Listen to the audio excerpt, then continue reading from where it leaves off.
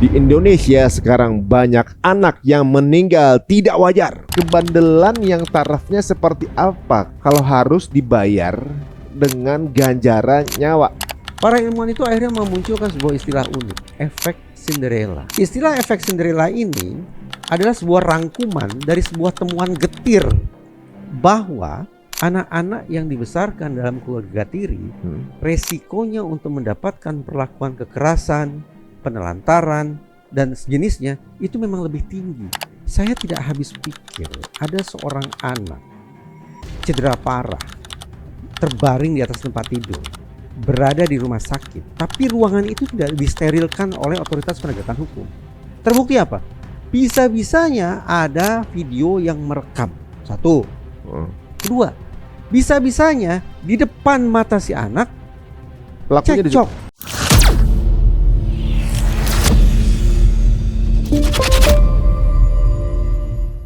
Waduh, tidak wajar gimana nih? Wah, belakangan banyak sekali berita yang kita dapatkan penghilangan nyawa dari anak-anak atau remaja dengan cara-cara yang mungkin udah out of the box kalau dibandingkan dengan generasi-generasi sebelumnya. Nah, kita akan tanya ini fenomena apa nih? Ada Bang Reza Indragiri yang sudah bersama kita yang mengamati hal seperti ini ya, mengamati fenomena ini sebuah pola apa sih sebenarnya? Assalamualaikum Bang Reza. Waalaikumsalam warahmatullahi wabarakatuh. Nggak bisa sehat kalau bicara soal kayak begini.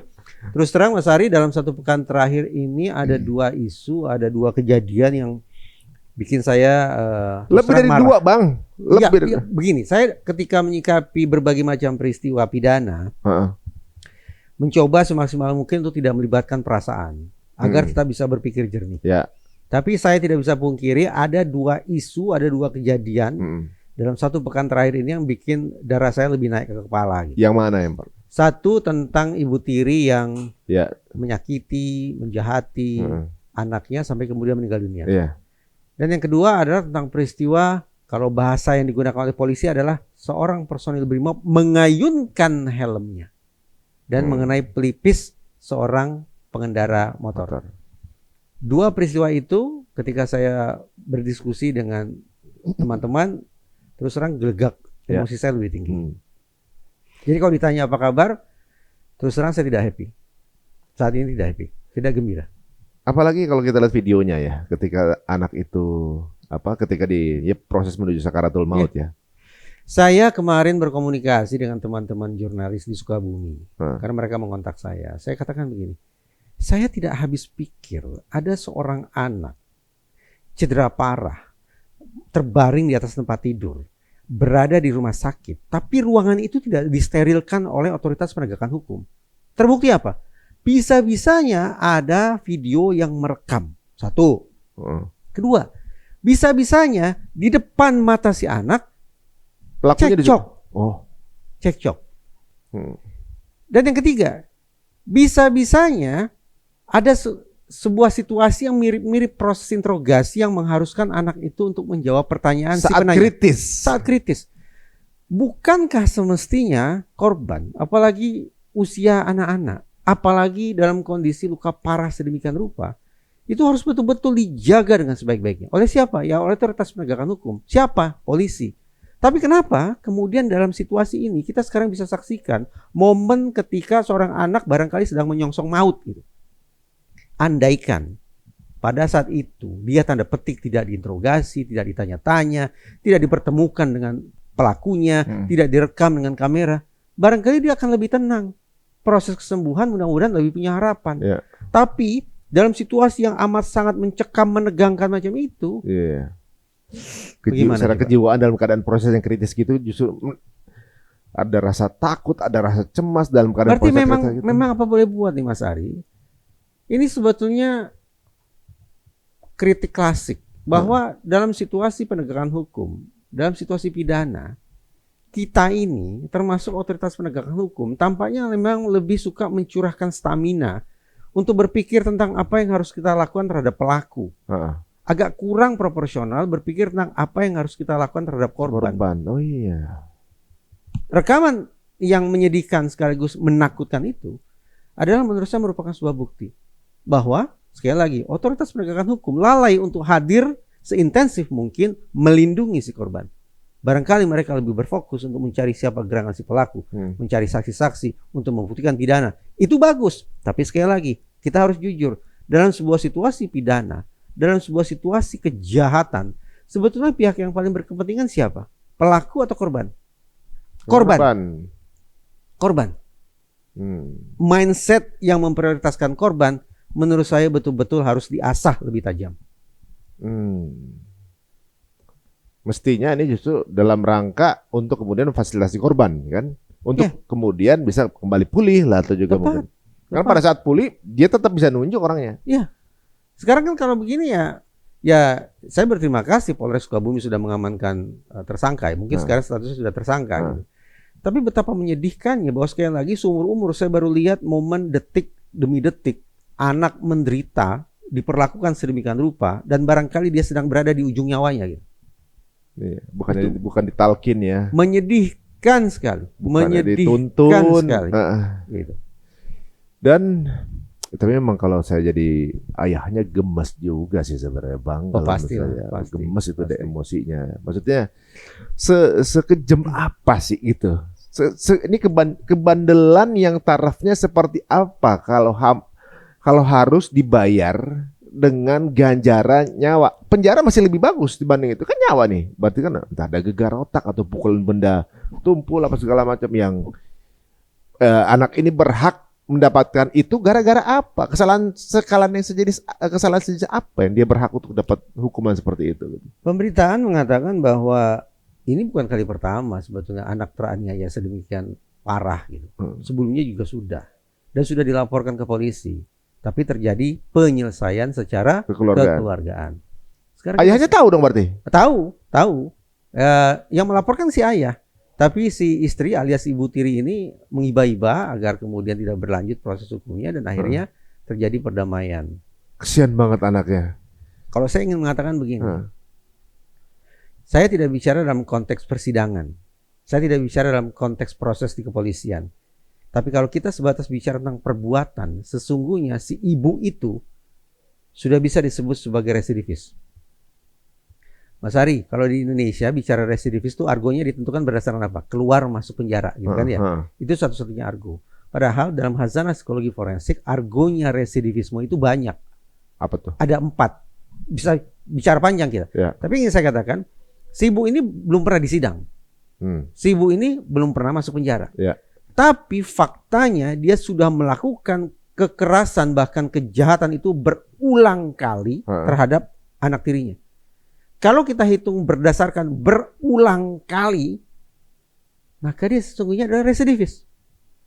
Residivis yang argonya dihitung berdasarkan re-offense, pengulangan perbuatan. Perbuatan apa? Perbuatan kekerasan terhadap anak. Dia sudah residivis. Nah, kemarin saya sampaikan, saya berharap betul Kapolres menyimak bahwa jangan suka-suka untuk menerapkan hukuman yang seberat-beratnya kepada ibu ini. Tentu saja bekerja sama dengan kejaksaan. Kenapa? Karena sekali lagi kepada majelis hakim patut kiranya dibuka cakrawalanya untuk memotret situasi ini sebagai seorang pelaku terdakwa yang melakukan residivisme, pengulangan perbuatan pidana, perbuatannya. Itu. Harapan saya kalau persepsi hakim bisa dipandu untuk menyimpulkan bahwa terdakwa ini sesungguhnya adalah seorang residivis, maka saya berharap hukumannya lebih berat lagi. Itu satu. Jadi sifatnya kambuhan berarti? Kambuhan. Karena terbukti penyelesaian secara kekeluargaan tidak efektif. Ya, tidak mengeluarkan anak dari situasi yang beresiko tinggi. Itu satu. Yang kedua, saya mempertanyakan, pasca dilakukan penyelesaian secara kekeluargaan, polisi perannya apa? Mari kita samakan lagi persepsi. Sejak Indonesia punya undang-undang perlindungan anak, maka semestinya kita punya keinsafan bahwa segala macam bentuk kekerasan terhadap anak, apalagi kekerasan yang ekstrim seperti ini, itu merupakan pidana yang serius. Karena ada undang-undang khusus tentang itu. Ada lex specialis. Kalau kita sepakat bahwa kita harus menyikapi masalah ini sebagai sebuah kejahatan yang serius, Maka betapapun sudah diselesaikan secara kekeluargaan, mengingat antara korban dan pelaku masih berada di lingkungan yang sama, Iya. dan korban terus-menerus berada dalam penguasaan si pelaku, maka polisi sepatutnya melakukan pemantauan secara melekat terhadap keluarga tersebut. Oh, kalau Bisa melibatkan lembaga lain, misalnya entah itu Dinas Perempuan dan Perlindungan Anak, bisa melibatkan dinas sosial, bisa melibatkan dinas pendidikan, bisa melibatkan LSM, Lembaga Perlindungan Anak Indonesia, dan seterusnya. Tapi yang saya katakan, negara harus memantau terus-menerus pasca terjadinya penyelesaian secara kekeluargaan itu. Karena kalau tidak dipantau, ya kejadian begini. Praktis status quo. Anak tidak keluar dari situasi beresiko, si ibu yang dalam kurung adalah pelaku, dulu pelaku, ternyata tidak juga mengalami penurunan tingkat kekerasan. Bahkan mungkin semakin parah. Situasinya berarti apa? Semakin berbahaya bagi anak itu. Iya. Nah sekarang kita ingin mengatakan apa? Negara tutup mata, negara melakukan penyederhanaan yang berlebihan terhadap masalah. Ada 4 kata sifat yang perlu diuji untuk menjelaskan bagaimana sesungguhnya negara menyikapi masalah Sukabumi ini. Pertama, apakah personil negara ini inkompeten, tidak punya cukup kecakapan, tidak punya wawasan, tidak punya keterampilan, atau kemungkinan yang kedua, bias. Ada kepentingan non penegakan hukum yang ikut campur dalam proses ini. Jadi tidak tahu itu apa. Apa tuh? Mungkin entah kan kata orang seperti buah si malakama. Kalau kasus diekspos, nanti masyarakat menganggap otoritas penegakan hukum tidak bekerja.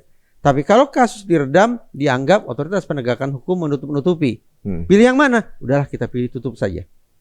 Ini kan bias, berarti ada kepentingan non penegakan hukum yang mempengaruhi bahkan merecoki proses penegakan hukum. Itu yang kedua. Yang ketiga adalah ignorance. Barangkali otoritas penegakan hukum yang pada dasarnya tidak begitu peduli terhadap isu-isu anak. Karena dianggap itu kan masalah keluarga. Itu masalah domestik. Seolah masalah keluarga itu masalah kecil ya. Masalah kecil. Padahal kita sudah punya undang-undang perlindungan anak. Padahal kita sudah punya undang-undang PKDRT, penghapusan kekerasan dalam rumah tangga, dan seterusnya. Dan yang keempat yaitu indifference. Apa itu? Menganggap masalah ini sama nanti dengan yang lain, akan selesai dengan sendirinya. Tenang saja. Jadi normalisasi ya ujungnya. Seperti itu. Nah, saya selalu mempertanyakan, ketika terjadi situasi-situasi semacam di Sukabumi ini, mana ya yang menjelaskan tentang bagaimana sesungguhnya penyikapan negara, penyikapan para personilnya terhadap kasus tersebut. Kita ingin jelaskan dengan sudut pandang yang mana. Nah ini 4 itu tadi. Kalau kita lihat ya, kalau dari uraian tadi Bang Reza tadi, saya jadi bayangin tuh posisinya di posisi anak. Memang, sakit. Itu yang bikin saya marah, Mas Ari. Sakitnya ampun-ampun kan, Mas Ari.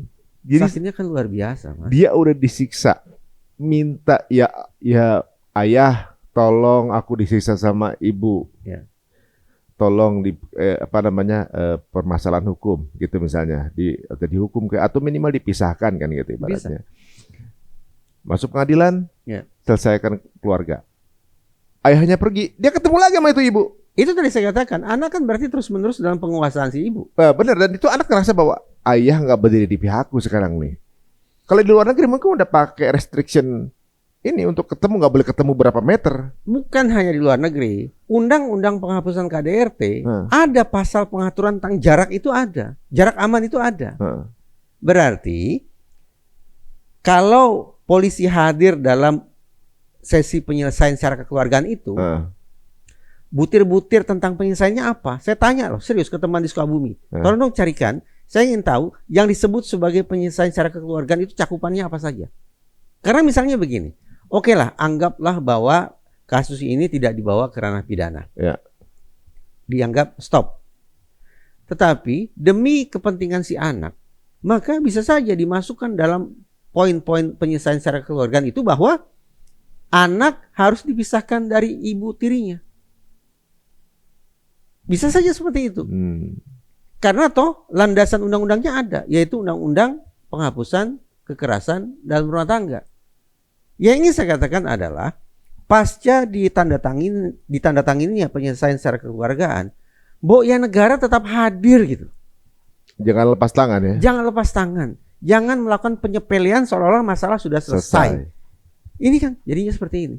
Kalau saya jadi pimpinan organisasi penegakan hukum, saya akan evaluasinya sampai ke sana, Mas Ari. Saya akan evaluasinya sampai ke sana.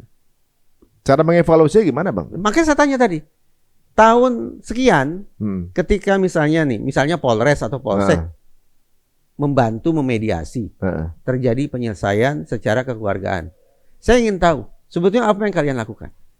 Poin-poin kesepakatannya apa? Mas Ari, ini bukan dalam konteks menyombongkan diri ya. Alhamdulillah saya ini mediator bersertifikasi. Jadi mudah-mudahan cukup punya wawasan lah tentang bagaimana itu mediasi. Yang saya perbincangkan sekarang ini sebetulnya adalah ilmu yang diajarkan oleh guru-guru saya kepada saya dulu waktu mengikuti program sertifikasi. Bahwa ayo kita cek butir-butir kesepakatan antar pihaknya apa. Menurut saya masukkan butir-butir terkait dengan perlindungan terhadap anak pasca ditandatanganinya penyelesaian kekeluargaan ini. Dengan tetap melibatkan pihak ketiga. Siapa? Tadi saya sebut. Otoritas penegakan hukum. Bisa minta bantuan kepada lembaga-lembaga yang lain. Kasus ini mengindikasikan paling tidak. Bahwa tadi sudah Mas Ari sebut. Negara terkesan berlepas tangan pasca para pihak tanda tangan. Padahal nggak menyelesaikan masalah juga. Mampus anak itu kan sekarang. Lah itu udah jadi buktinya. Dan ini sebenarnya bukan pola yang datangnya spontan, bukan pola yang datangnya mungkin nggak terencana gitu. Ini sudah pengulangan. Kekerasan itu saya yakin bereskalasi. Dan mungkin ini yang gedenya doang. Iya. Mungkin kayak ditampar, digeplok, udah setiap hari kali. Eskalasi kan. Dari yang semula maaf hanya pukul tangan, mulai pindah ke pukul kepala. Kesian banget. Berlanjut terus. Dari yang semula tangan kosong, akhirnya pakai alat. Dari yang semula makin lama makin berat, makin parah, bereskalasi. Sakit sekali saya bayangkan. Anak kecil dikeplak aja tuh perasaannya udah kena. Terluka kan. Lama-lama tuh itu kasihan, hidupnya takut. Dia minta bantuan siapa? Meminta bantuan ayahnya, ternyata nggak berpihak sama dia. Pada posisi kayak gitu kan mestinya ayahnya langsung, ini darah daging saya nih gitu ibaratnya. Bisa aja langsung dipisahkan saat itu atau gimana. Itu perasaannya tuh anak gimana ya? Saya juga tidak ingin membangun stigma ini Mas Ari. Bahwa apa boleh buat ya, situasi kasus Sukabumi itu kan situasi antara ibu tiri dan anak tiri. Di masyarakat kita kan memang sejak dulu sudah ada lah folklore gitu, cerita-cerita rakyat tentang betapa bengisnya ibu tiri kan. Sampai ada lagunya. Ada filmnya. Filmnya namanya nama saya Ari Hanggara kan namanya. Saya ingat banget tuh. Yang saya katakan begini, saya tidak mau pukul rata dengan mengatakan bahwa keluarga tiri itu niscaya neraka bagi anak-anak. Banyak yang baik. Banyak yang baik. Banyak yang harmonis. Namun pada sisi lain, para ilmuwan kan penasaran ya. Benar nggak sih? Atau ini sebatas mitos? Ya. Nah, setelah diteliti, Mas Ari, para ilmuwan itu akhirnya memunculkan sebuah istilah unik, efek Cinderella. Cinderella effect. Iya. Istilah efek Cinderella ini adalah sebuah rangkuman dari sebuah temuan getir bahwa anak-anak yang dibesarkan dalam keluarga tiri, resikonya untuk mendapatkan perlakuan kekerasan, penelantaran, dan sejenisnya itu memang lebih tinggi daripada anak-anak dibesarkan dalam keluarga kandung. Sekali lagi, saya tidak sedang ingin pukul rata. Saya tidak ingin menstigma keluarga tiri. Ibu tiri, bapak tiri, anak tiri. Saya tidak mau membangun generalisasi tergantung yang jorok ya? semacam itu. Ya. Tapi pada saat yang sama, saya tidak akan tutup-tutupi ada temuan riset, ini ilmiah, yang memunculkan istilah Cinderella Effect, bahwa anak-anak yang diasuh dalam keluarga tiri, resikonya mendapatkan kekerasan memang lebih tinggi daripada anak-anak yang diasuh dalam keluarga kandung. Memang ada secara nggak langsung juga, misalnya keluarga tiri itu juga punya anak kandung, maka ada perbedaan treatment minimal, itu paling minim ya. Ini poin bagus, sudut pandang yang sangat oke. Kenapa?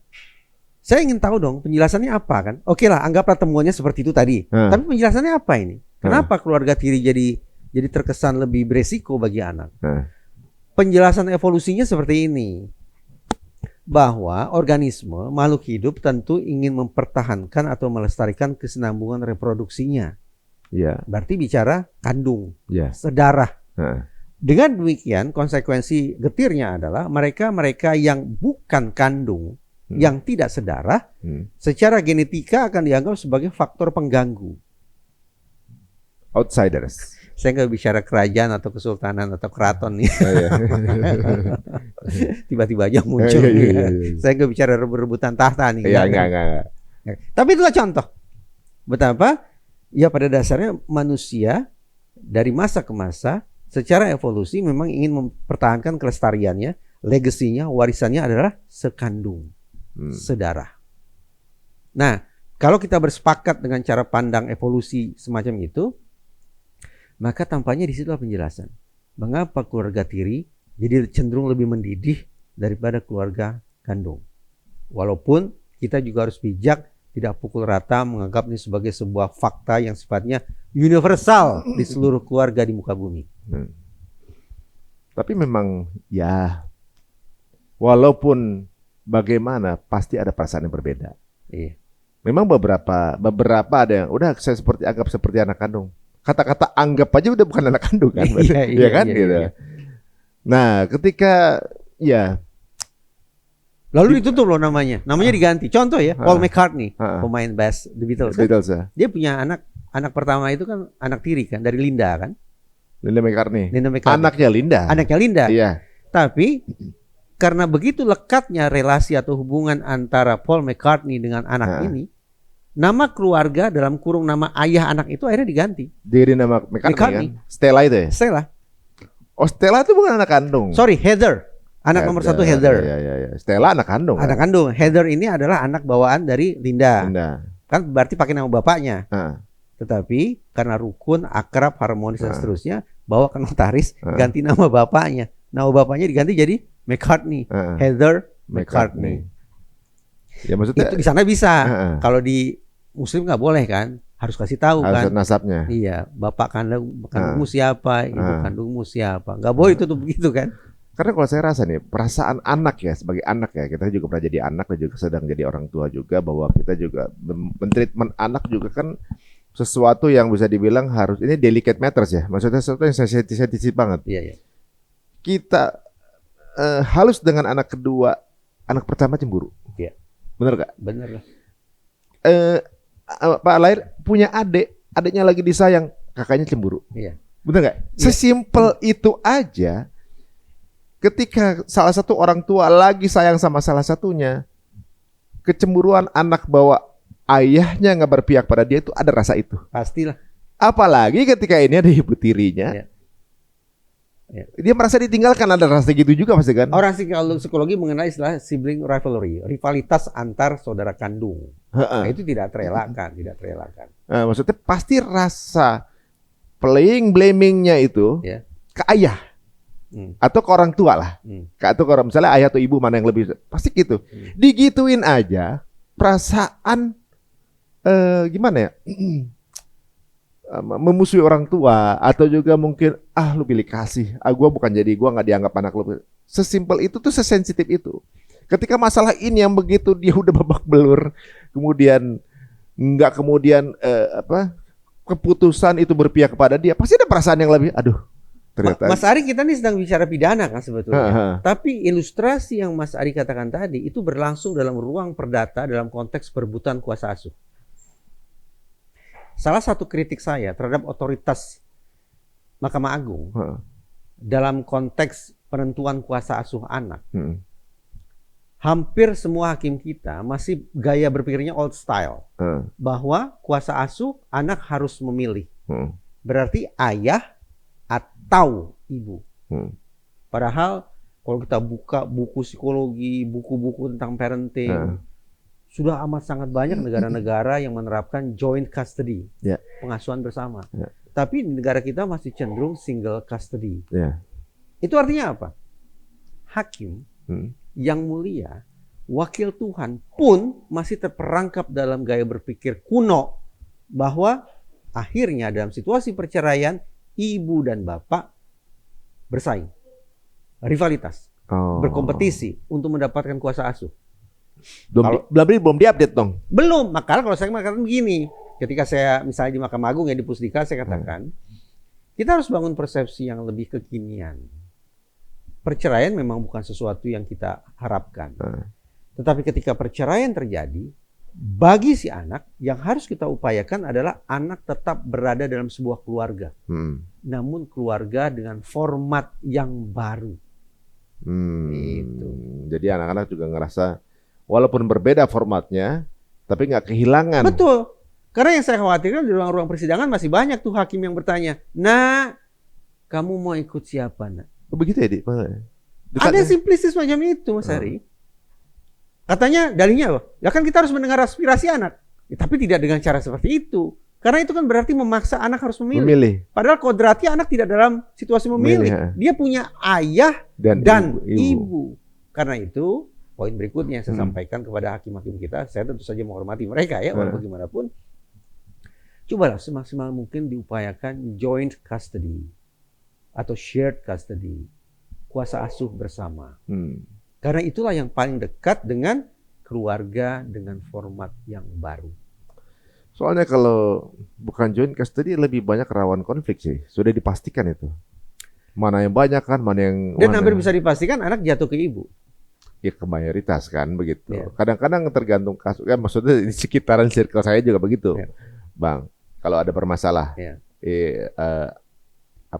Tapi bisa tiba-tiba yang selingkuh misalnya di dalam keluarga itu ibunya baru ke ayah.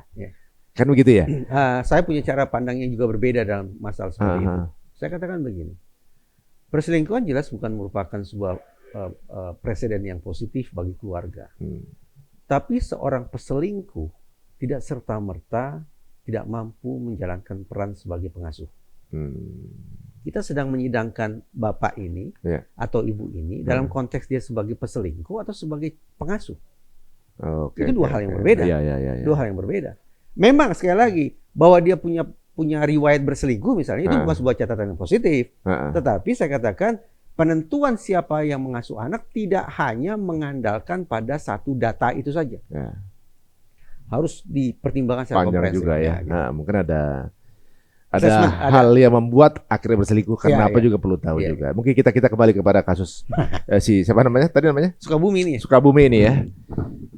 Kalau di sini pandangan dari Bang Reza sendiri, yang propernya seperti apa? Terkait apanya nih? Jadi ibaratnya gini, waktu awal saat dulu sudah ada pola ini, mestinya hukum tadi kan dari sisi hukum Bang Reza udah bilang, mestinya dari ketika udah ada pola gini ya, mestinya nggak di ini. Nah, kalau dari sisi keluarga mesti ngapain? Kita tidak usah pisahkan. Kita tidak usah pisahkan dari sudut pandang keluarga dan sudut pandang hukum tidak usah kita pisahkan. Kenapa begini?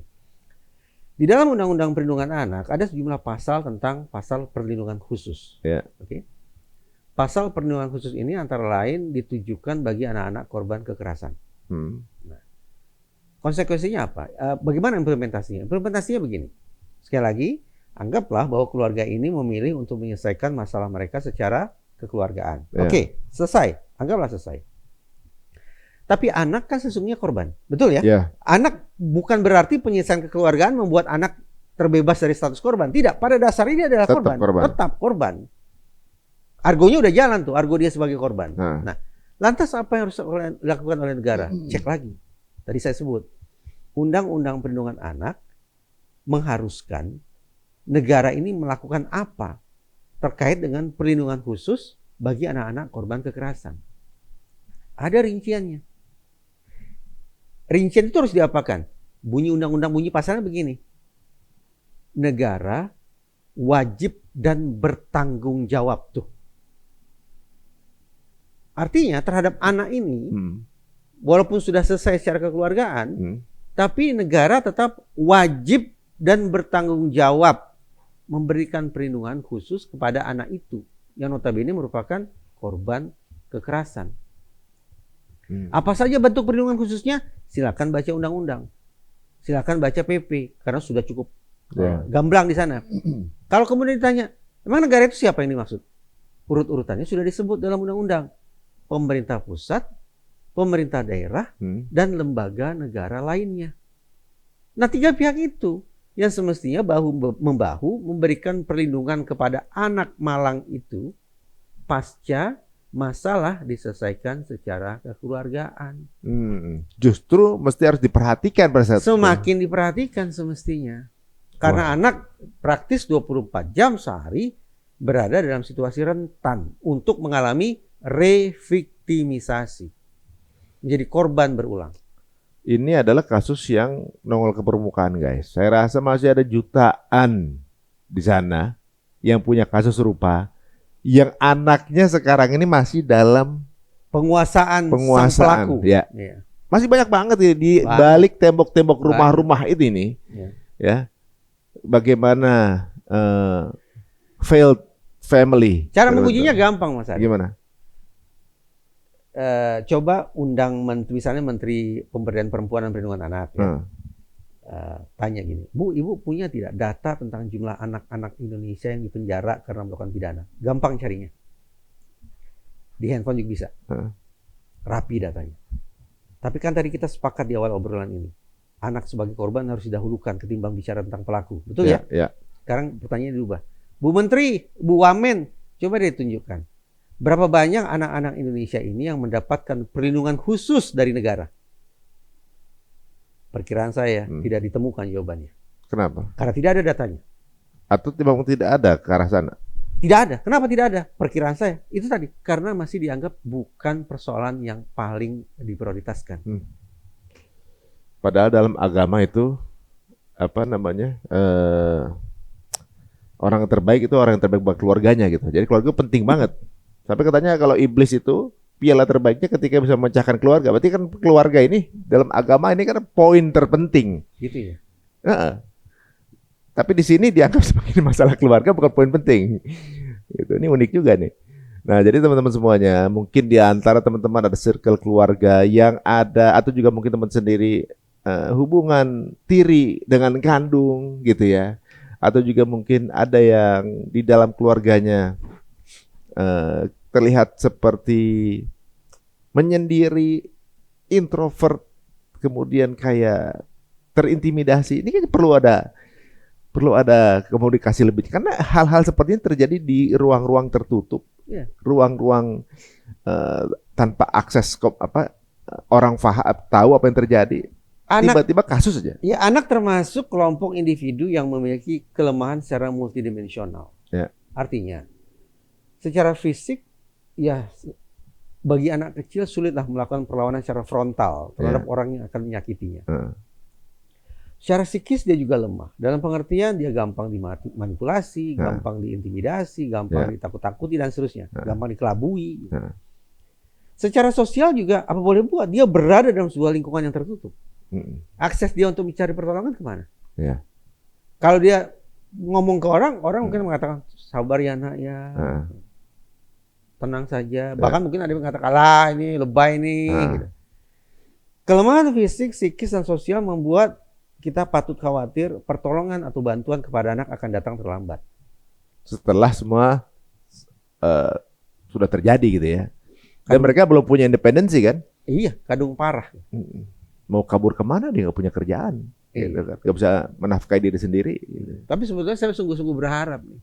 Mumpung Indonesia punya wakil presiden yang masih muda gitu ya. Isu-isu yang tentang anak-anak muda, tentang anak gini, semestinya mungkin masih punya tenaga untuk lebih sejiwa untuk menyelami persoalan-persoalan seperti kita perbincangkan ini. Nah, gitu ya. Gitu. Dan ini nggak ada urusan sama AI soalnya. Enggak. Ya ini menarik ya guys ya. Jadi gini, kalau kita lihat di berita, kenapa sekarang urusan keluarga itu langsung ke nyawa loh. Ini urusan keluarga nih, banyak yang larinya tuh langsung ke nyawa. Dan apa ya, kadang-kadang tuh ya kalau kita lihat nih kan, walaupun dia orang tua tiri kok tega untuk menghabisi nyawa anak. Ini kan pasti ada kepikiran juga untuk mengeliminate, unalive dari anak ini karena bukan dari ya mungkin ya sampai sekeras itu kan. Ibaratnya kalau dia anak sendiri pasti dia nggak tega gitu. Nah ini kan sampai segini, sampai kemudian meninggal dunia.